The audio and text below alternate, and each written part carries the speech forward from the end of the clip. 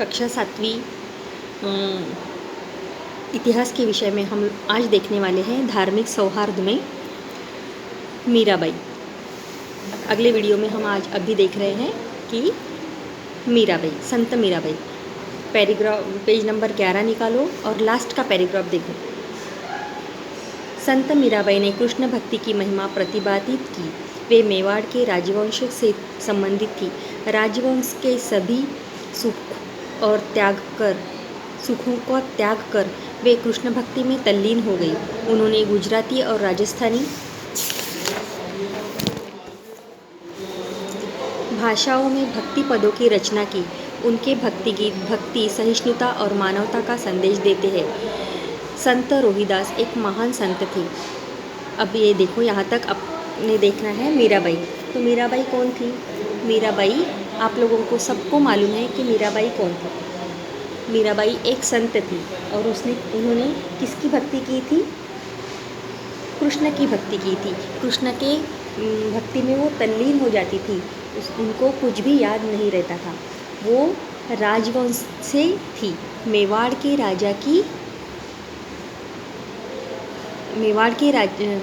में रहती थी। राजवंश की थी वो, मतलब वो राजघराने की थी और मेवाड़ में उनका रहना था। उसके बाद में कृष्ण की भक्ति में इतनी तल्लीन हो गई वो कि उन्होंने अपने सुख को त्याग दिया। सभी सुखों का त्याग कर वो कृष्ण की भक्ति में तल्लीन हो गई। और कृष्ण की भक्ति में तल्लीन होने के बाद में उनकी भाषा थी गुजराती और राजस्थानी भाषा में उन्होंने भक्ति पदों की रचना की। गुजराती और राजस्थानी भाषा में उन्होंने क्या किया?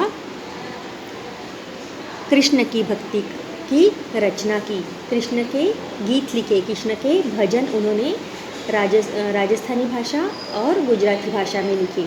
उसके बाद में उन्होंने अपने भक्ति और गीतों से लोगों को क्या संदेश दिया? मानवता का संदेश दिया और सहिष्णुता का संदेश दिया।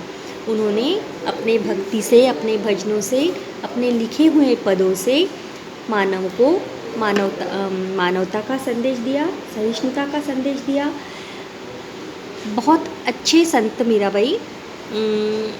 उनके जो पद है उनके माध्यम से जनता को बहुत अच्छी सीख मिली है। अब आगे चलते हैं। अब देखो, संत रोहिदास एक महान संत थे। उन्होंने समता और मानवता का संदेश दिया। अब रोहिदास नाम के जो संत थे उन्होंने भी क्या किया है? मानवता का संदेश दिया है और समता का मतलब सब में समानता रहनी चाहिए, जाति भेद नहीं रहने चाहिए। और मानवता मतलब सभी समान है, कोई भी किसी के ऊपर अत्याचार अन्याय नहीं करेंगे। यह संदेश संत रोहिदास ने दिया है। संत सेना भी प्रभावी संत थे। संत सेना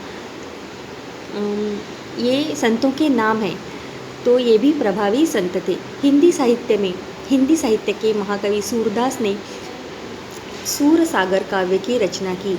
हिंदी साहित्य के महान कवि थे ये। कौन? सूरदास नाम के। ये सूरदास ने क्या किया? सूरदास नाम के संत जो थे इन्होंने क्या किया? सूरसागर नाम की काव्य रचना की। कृष्ण भक्ति के काव्य का यही एक कृष्ण भक्ति थी। ये भी एक कृष्ण भक्त ही थे। इन्होंने जो साहित्य लिखा उसका नाम था सूरसागर। क्या नाम था? सूरसागर। कृष्ण भक्ति उनके काव्य का विषय था। ये सूरसागर में उन्होंने कृष्ण की भक्ति के बारे में ही लिखा है। अब उसके बाद में देखो, मुस्लिम संत रसखान द्वारा लिखित कृष्ण भक्ति की रचनाएं मधुरता से परिपूर्ण है। अब मुस्लिम रहने के बाद में भी रसखान नाम के जो संत थे वो मुस्लिम थे। उसके बावजूद उन्होंने कृष्ण की भक्ति की रचनाएं लिखी। कृष्ण भक्ति के बारे में उन्होंने रचनाएं लिखी है। उसके बाद में देखो, संत तुलसीदास द्वारा लिखित रामचरितमानस ग्रंथ में राम भक्ति की सुंदर अभिव्यक्ति पाई जाती है। अब संत तुलसीदास मतलब आप लोगों को थोड़ा बहुत मालूम है कि हम लोग रामायण की परीक्षा देने जाते हैं, वहाँ पे तुलसीदास रामचरितमानस के किताब हम लोग पढ़ते हैं, है ना। तो हमको इतना मालूम है कि रामचरितमानस जो है वो तुलसीदास ने लिखा हुआ है। ये इस ग्रंथ की रचना तुलसीदास ने की है। रामचरितमानस की रचना जो है ये तुलसीदास ने की है। ग्रंथ में राम भक्ति की सुंदर अभिव्यक्ति उन्होंने की है। ग्रंथ में उन्होंने राम के बारे में, सीता के बारे में, मतलब रामायण में जितने भी पात्र आते हैं उनके बारे में बहुत सुंदर तरीके से इसमें रचना की है। कौन से किताब में? रामचरितमानस में। किसने लिखा है? संत तुलसीदास ने। ठीक है, यहाँ तक समझ में आ गया आपको? अब आगे चलते हैं। कर्नाटक में महात्मा बसवेश्वर ने लिंगायत विचारधारा का प्रसार किया। अब ये हुए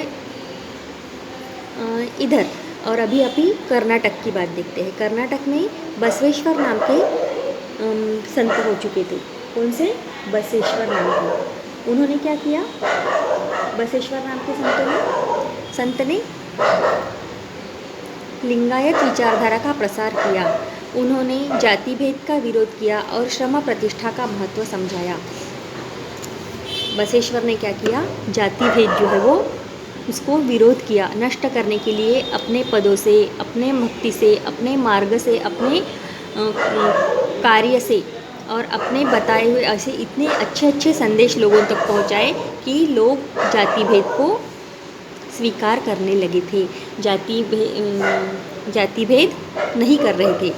उन्होंने जाति भेद जो कर रहे थे उनको विरोध किया। श्रम प्रतिष्ठा, श्रम का महत्व उन्होंने जनता तक पहुंचाया, लोगों तक पहुंचाया कि श्रम कैसे होता है। जो श्रम करता है उसका मुबदला उसको ज़रूर मिलना चाहिए, मतलब उसका मूल्य उसको ज़रूर मिलना चाहिए। अब उसके बाद में उनका कायकवे कैलास, यह वचन प्रसिद्ध है। किसका? बसवेश्वर ने जो लिखा है कायकवे कैलास, यह वचन प्रसिद्ध है। इस वचन का अर्थ है श्रम ही कैलास है। उन्होंने अपने आंदोलन में स्त्रियों को भी सम्मिलित करवाया। उन्होंने ये भक्ति आंदोलन में बसवेश्वर ने जनता को सम प्रतिष्ठा और जाति भेद का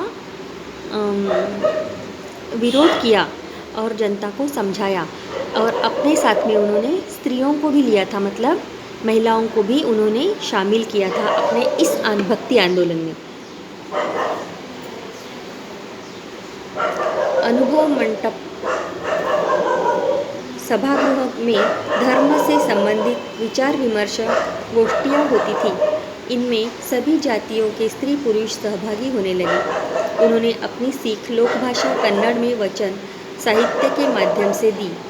उनके कार्य का समाज पर बहुत बड़ा प्रभाव पड़ा। महात्मा बसवेश्वर के अनुयायी ने मराठी भाषा में भी रचनाएं की है।